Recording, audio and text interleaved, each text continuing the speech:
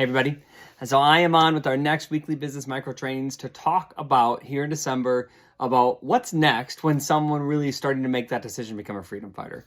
So this week, both this week and next week will be longer ones. It's December. We take the last 2 months of December off, or 2 weeks of December off, as do many of you. So I decided, instead of uploading videos and really worrying about that time, that I'm not really going to bother you around that time. And as you've probably seen, I've had some trouble keeping up with it with my UPS schedule. So that's why I'm kind of doing that this way, as I'm already a couple days late with this week's and last week's.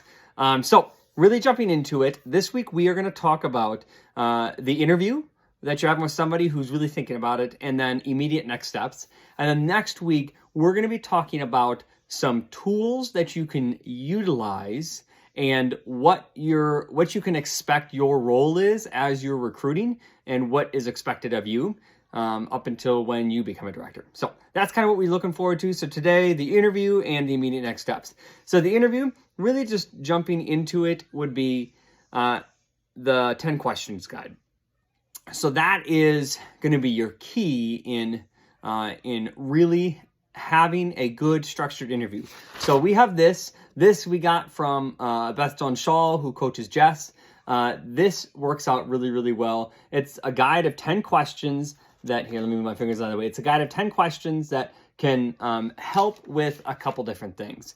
One of the things it really helps with, and the primary purposes of a lot of the questions, is trying to get the individual who's becoming a freedom fighter to be thinking about what it looks like when they become a freedom fighter. So the really big thing here is getting them to see, if I was a freedom fighter and running my business, what would it look like? Because you don't want them to see your business and then try to make a decision. You want them to try to visualize what their business will be, their time, their availability, how they want their business to look. Try to visualize themselves in that freedom fighter role, so when they make a decision, they have a little bit more proper expectations, and you're able to help do that. The other thing that you're trying to decide is if they're actually a good fit or not, right? They're deciding that if they want to do it, but you're deciding whether or not they're actually a good fit. Again, just like in the previous interview when we talked about the fact that you're an expert, same thing. You are an expert, so you'll have a better idea of whether or not they're going to be a good fit for this or not. You don't want somebody to start and realize that they shouldn't have started. That's really jumping into it. So that is a lot of these questions is kind of for those two purposes. And so when you're going through this, there's kind of a model that I kind of put on paper here that I think is when you're interviewing and you're having conversations with somebody about seeing if this is a good fit for them. There's kind of a 4-step model that I personally would recommend you go through. I'll call it the BEST model. Build a relationship, explore, solve, and what's next. That is kind of a 4-step model that you can follow that will help you to have a good conversation. So the build a relationship, you should always start a conversation with getting to know the individual, why they're interested in it, what are they doing, who are they, what does their life look like, what do they do for work. Some of this is building relationships. Some of it is going to help you to understand what kind of time they actually have versus what kind of time they believe they have. I promise you, those are two different expectations. How many times you talk to someone who thinks they have all the time in the world, and as we are listening to them talk about their work life and their home life and their school life, you're like, you may not have as much time as you think for the volume that you want to do. Happens all the time. Or vice versa. They think they have no time, but based on what you're saying, you can see that there's probably a lot more pockets in their day that they can schedule, but maybe they just have a scheduling issue. Things like that. But again, this will help. It also helps to kind of break down that barrier. You get to know them. Maybe you'll spend some time talking about you and what you like, and really going from there. Next up is the explore and solve. Those two kind of come together for a very specific reason, because you don't want them to merge. And so that's why you got to talk about them together. So what the explore is you are asking questions. That's where this is coming in handy. The explore phase are these 10 questions. And it's also going to come down to, you're going to use a phrase, tell me more about that. you're going to ask that a lot. Hey, can you tell me more about that? Explain that a little bit deeper. Well, what about this? You're talking about this. Explain that a little bit more. Well, tell me more about this. You really want them to be talking a lot in the Explorer. They should be sharing all their information, because it's going to also help them as they're thinking about it to like, oh yeah, there's this and there's this and there's this. And so you want to explore. One thing that you are going to be extremely tempted to do, and it's really easy to do, is you want to solve problems. They're going to say something and you want to solve it. Well, you can do in-homes versus online, or you can do online, and I know it's difficult, and you can do this. Or like, oh, well, I mean, you could do this many parties, but you want to hold on. You should have a pen and a piece of paper with you. When you have questions, you write them down, or when you have something that like we might have a good solution for, you want to calm down and not solve that problem right away. You don't want to solve their issues or things like that. Now, if they ask a question, right, you may answer it, or you could say something like, well, I'd love to answer that, but right now I'd like to learn a little bit more so I can make sure to answer it properly. And holding that answer, that solution off for the next kind of phase of the process, because once you jump into solving something, it's really hard to go back into exploring and gathering details. It's all about gathering details. And so that's kind of one thing to keep in mind, is you want to stop yourself from trying to solve all the problems and continue to gather information and gather information and gather information. So when you do make a solution on whether or not being a freedom fighter is a good fit, and how they helping them think about how they should run their business, you have gathered all the details and helped you understand. This is why you build a rapport. This is why you're asking these 10 questions, to understand. And then you solve. And then the what's next is making sure that you make a plan of what happens next, right? And that is really... this is where maybe they're not thinking about becoming a freedom fighter. They're still kind of processing that, haven't quite said yes yet.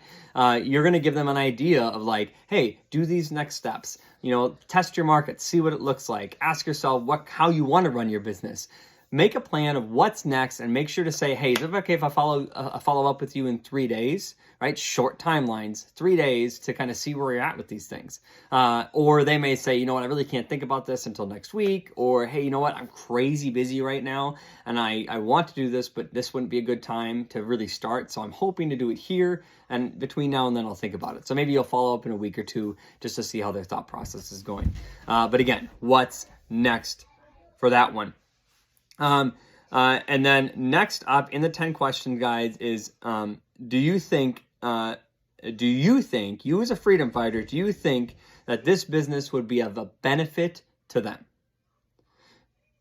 Is this business of being a freedom fighter going to be a benefit to them? Don't be afraid to coach somebody away from being a freedom fighter if you don't think that this will be a benefit from them, right? You talk to somebody and they're like, they legitimately don't have time to do one party a week. I would probably push people away from that, because less than 4 parties a month can be difficult at times. But it's just through conversation, and you that one you're going to get a feel for whether or not you can or you can't, what that looks like. But don't be afraid to, if you see someone who wouldn't be a good fit, to coach them away from that. Most people are going to see it on their own. If you're going through the 10 question guide, they're going to kind of realize that on their own, so you won't need to. That's why we ask 10 questions, right? But it's about... if this business isn't going to be a benefit to somebody, I don't want them to be a freedom fighter, because it's about people's dignity. And so it's not very dignified if you can see that this business wouldn't be a good fit for somebody, and you let them start anyway. Because, hey, we want somebody to start because it looks good, but it doesn't really look good if they start and then fizzle out right away. That isn't a good fit. And so, yeah, so that one is there. So that's the 10 questions. That's the interview. Let's move on to, now that they've said, hey, I want to become a freedom fighter, right? You and them have decided being a freedom fighter is a good fit. What's next? What are kind of the next steps to get them started well? And so there are 3 next steps that we recommend. Just as I was talking with her, there are 3 next steps that you really want to have them jump into to help them start the best. So 1, conversation should always lead, hey, I want to make sure that you start the best you can possibly start, so you have a good foundation to your business. And so next up is going to be, or starting with, is the 6 to 8 bookings within 48 hours. And so some of you didn't start with that. Some of you did. Some of you had 4 bookings. Some of you had 2. But the reality is if you want somebody to start the best they possibly can, having 6 to 8 bookings over the next 2 months is of vital importance. I'm going to be sharing a model of what we've put together next week about like a visual diagram of the difference between starting with 4 parties and 8 parties, because it's pretty drastic. Those of you who have done 4 parties, you've found that you've had to do a lot more work. You've had to really push and fight, because when you have 2 parties, you have 4 parties, but only 2 happen and only one of them gets 1 booking. All of a sudden, your business went from having 4 parties in the book to 1 party in the book. And all of a sudden, it's like, well, what do I do? And now you can push through it, you can persevere, have that grit to succeed, and it's really good. But we want people to start up with the most success possible. So really getting them to 6 to 8 bookings. And the reason why you do within 48 hours is you want them to know,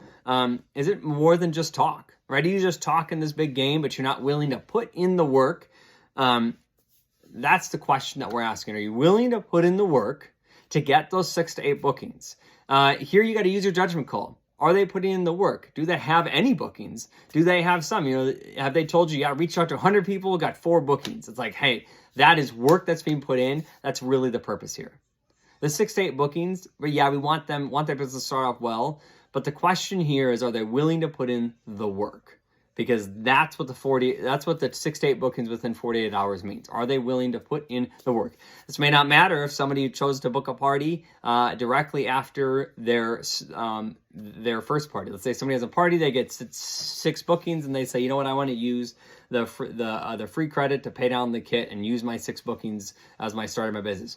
Right? Perfect. That's where the interview process will be different too. But you kind of gotta. The idea here is you're gonna work with what's coming. But that 6 to 8 bookings is very important. I've at once done kind of a look at all the people that have started under us over these past 6 years to see, hey, how many of these people that are no longer freedom fighters had 6 to 8 bookings. And at the time of doing it, it was something like 90% of the freedom fighters who weren't active freedom fighters any longer started with less than 6 bookings. It's kind of a mind-boggling thing. We had freedom fighters who started with less than 6 bookings who were still freedom fighters, as we do now. But I can tell you, looking at the people who are no longer with us, I would probably say it's probably about 50 to 60%, probably 60. It's probably 60 to 70% of those who are no longer freedom fighters with us had less than 6 bookings when they started their business, and nobody's lasted longer than 2 years. And so it just shows that this business is hard. So starting a new freedom fighter off with the most success possible as far as diversity in bookings is very, very important and something to think about.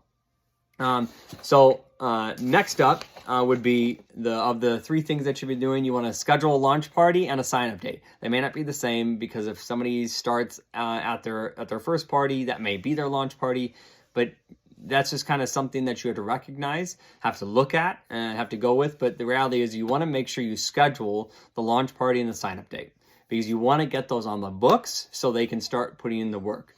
And the last one is make a list of 100 names, right? A Frankie list, friends, relatives, acquaintances, Frankie, and oh my goodness, internet friends, kids' friends and internet friends. I'm missing one of them. I'm sorry.